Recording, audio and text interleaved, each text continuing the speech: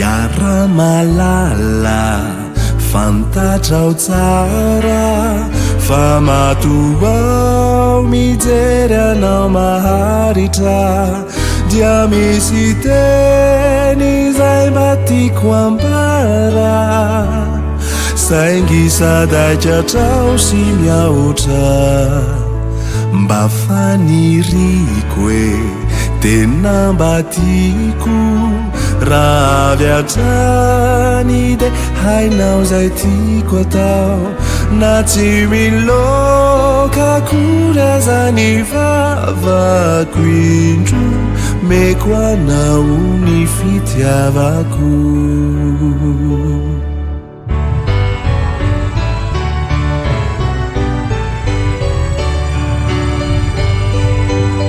mba faniriko hoe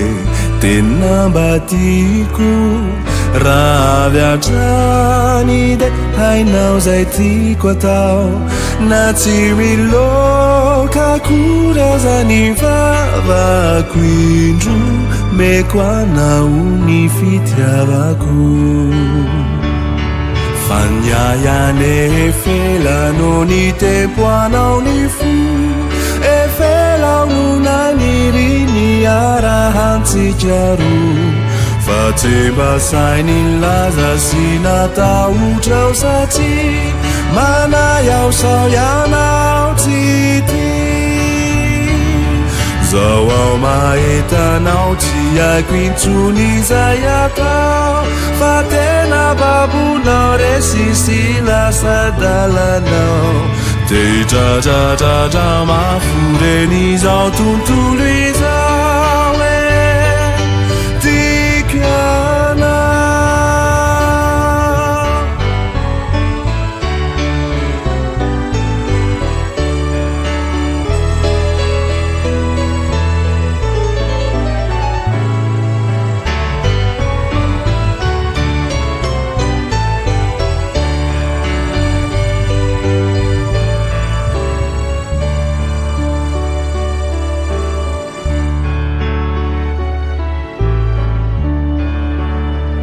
Yaramalala